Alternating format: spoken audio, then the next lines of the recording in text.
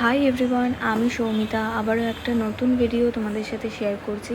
এটা আমার pre ওয়েডিংয়ের last day ছিল, তো সেদিনেরই কিছু ভিডিও তোমাদের সাথে শেয়ার করব। এই যে তখন আমাকে অভি মেকআপ করা ছিল, আর এটা আমার লাস্ট আউটফিট ছিল। তো শাড়িটা রেডিমেড কিনেছিলাম আর ব্লাউজটা আমারই ডিজাইন করা ছিল। তো দেখো তোমরা কীরকম লাগছে। আমি না ন্যাচারালি খুব একটা সাজি না, খুব একটা মানে একদমই সাজি না, জাস্ট নর্মাল কাজল আর লিপস্টিক। তো তার জন্য বারবার দেখছিলাম যে আমাকে কীরকম লাগছে। এর আগে আমি দাদার বিয়ের সময় সেজেছিলাম, তো আমার নিজের খুব একটা ভালো লাগেনি সাজার পরে। মানে অনেকেই বলছিল ভালো লাগছিলো, বাট আমার পার্সোনালি ভালো লাগছিলো না। তো ওই জন্য বারবার ক্যামেরায় দেখছিলাম যে কীরকম কী লাগছে। আর অভি তো নো ডাউট মেকআপ খুবই ভালো করে।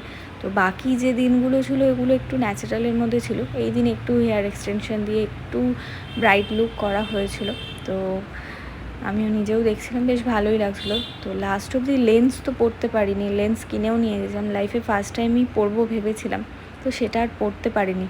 পরে অভি নিয়ে গিয়েছিলো, পরে বলেছিল লেন্সটা মানে ফেটে গিয়েছিলো, ওটা প্রথম থেকেই ফাটাই ছিল, তো আমরা বুঝতে পারিনি, সেই কারণেই আমার চোখে খুব অসুবিধা হচ্ছিলো। আমি পরে থাকতেই পারিনি, আমি ল্যাশও পরে থাকতে পারিনি, মানে ন্যাচারাল যেটা আইল্যাশ সেটাই ছিল আমার, আমি ল্যাশটাও ইউজ করতে পারিনি।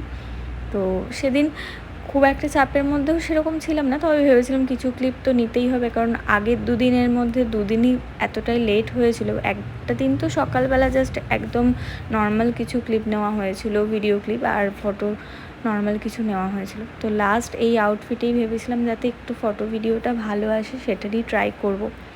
আর মানে আমি যতটা না সিরিয়াস হয়েছিলাম, অয়ন তো ওই দিক থেকে পুরোটাই ইয়ার্কির চলেই মানে ফটোশ্যুটটা নিয়ে নিয়েছিল। ও একদম পারছিল না, কিচ্ছু পারছিল না।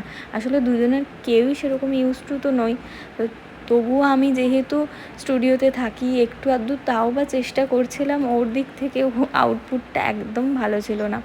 তো এই তখন প্রায় মানে অলমোস্ট ডান হয়ে গেছে। আর এদিকে আমাদের তখন এই হোটেলটা থেকে ছেড়ে অন্য হোটেলে শিফট করার ছিল, কারণ আমরা দুদিন দুটো হোটেলে ছিলাম। আমরা যে সময় গিয়েছিলাম না ওই সময় এত ভিড় ছিল, সেই কারণে আমরা কোথাও রুম পাচ্ছিলাম না, এক এক দিন এক একটা হোটেলে থাকতে হয়েছিল। তো এই যে আমরা এই লোকেশনটায় চলে এসেছিলাম।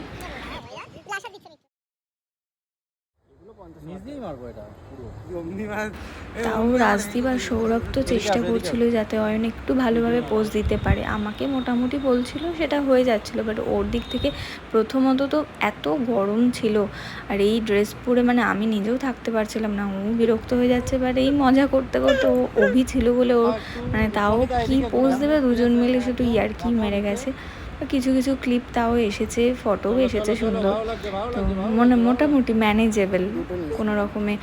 ফার্স্ট দিন সকালবেলা যে আউটফিটটা পরেছিলাম ভেবেছিলাম সেটা আর একবার পরবো, তো তারপর আর ইচ্ছা করছিল না, এত গরম লাগছিল, একদম ভালো লাগছিল না। আর মনে হচ্ছিলো যা হয়েছে থাক, পরে দেখা যাবে, আমার তো মেন প্রি ওয়েডিং এখনও বাকি আছে, তো তখন আমি কিছু একটা আবার করে নেবো। তো তারপরে এই যে একটু সুইমিং পুলে এসেছিলাম, এটা আবার সেকেন্ড দিনের আমাদের যে হোটেলটা ছিল সেই হোটেলে সুইমিং পুলে একটু সবাই মিলে ছিলাম সন্ধ্যাবেলা। তারপরে তো অভির পেছনে লাগা আর কারোর বন্ধ হচ্ছিলো না। যাই হোক, হাসি মজা ঠাট্টা এইসব করতে করতে খুবই ভালো গেছিলো আমাদের দুদিনটা।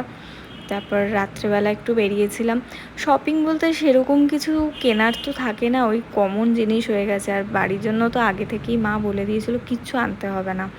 তো সন্ধ্যেবেলা এমনিই জাস্ট বেরিয়েছিলাম, আর এই এখান থেকে আমরা মাংস রান্না করে নিয়েছিলাম, রুটিটা বাইরে থেকে কিনে নেবো, কারণ অ্যাকচুয়ালি হোটেলে অ্যালাউড থাকে না, বাট হোটেলের খাবার খেতেও ইচ্ছা করছিল না, কি থাকবে না থাকবে, সেই জন্য আমরা বাইরে থেকে রান্না মানে মোটামুটি এই দীঘা গেলে বাইরে থেকে রান্না করিয়ে খাওয়ার মজাটাই আলাদা। এছাড়া আমরা যেই সময় গিয়েছিলাম তো অয়নের অফিস থেকেও ওই সময় যাওয়া হয়েছিল, তো ওনারাও প্রায় আশেপাশেই, প্রায় বলতে কি একদম কাছেই একটা হোটেলে ছিল। তো ও একবার বললো চল একবার দেখা করে আসি, তো আমরা সবাই মিলে একবার ওখানেও গিয়েছিলাম। ওর অফিসের ম্যানেজার ছিল, আরও অনেক দাদারা ছিল, তাদের সাথে একটু দেখা করে দেন আমরা ওই মাংস রুটি এইসব নিয়ে আবার হোটেলেই চলে গিয়েছিলাম। তো তো এইভাবেই কাজ, হাসি ঠাট্টা মজা এসব করতে করতে আমাদের 2 দিন তো কেটেই গেল। এইবার ফেরার পালা ছিল। তো নেক্সট ডে মোটামুটি টুকটাক কিছু আমরাও কিনেছিলাম, এই বাকিরা যারা গিয়েছিল ওরাও সব কিনেছিল। এখন এই ফিরছিলাম, সবাই মানে ভীষণ টায়ার্ড, আর এত গরম লাগছে, মানে গাড়ির মধ্যে এসি চালালে সাফোকেটিং লাগছে, তবে তাও জানলা টানলা খুললে একটু ঠিক লাগছিল। ভাবছিলাম কতক্ষণে বাড়ি ফিরবো। তো একে একে এই যে দমদমে সৌরভ নেমে গেল, সৌরভ আর রাজদীপরা তবে আগের দিনই চলে এসেছিলো। আসলে ওর মানে সবে বিয়ে হয়েছিল 4-5 দিন আগেই, তারপরেও যে ও ম্যানেজ করে গিয়েছিল, এটাই আমার কাছে অনেকটা হেল্প করেছিল ওরা আমাদের। সবাই খুব হেল্প করেছিল, অভি, রাজদীপ, সৌরভ সবাই খুব হেল্প করেছিল। এরপর আমি প্রায় বাড়ির দিকে চলেই এসেছিলাম। চলো এই ভিডিওটা এখানেই এন্ড করছি, আবার কোনো নেক্সট ভিডিও তোমাদের সাথে শেয়ার করবো। টাটা।